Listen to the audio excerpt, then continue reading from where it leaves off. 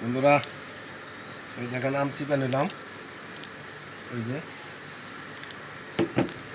তার সাথে নেবো এখন আম চিপার লগে কাসন্দ,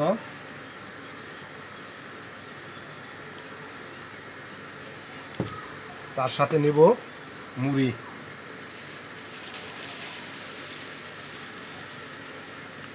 খাওয়াটা জমে যাবে না বন্ধুরা, খাওয়াটা জমে যাবে। এই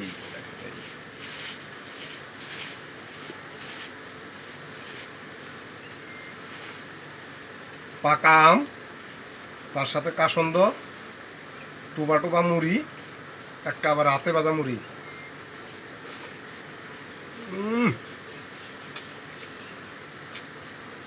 সেই সব সেই সব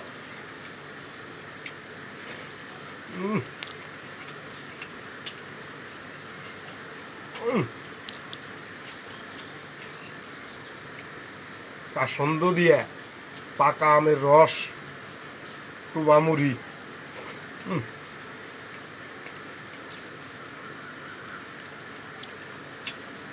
দুর্দান্ত, মজাটা দুর্দান্ত। আপনারা এরকম খায় দেখবেন,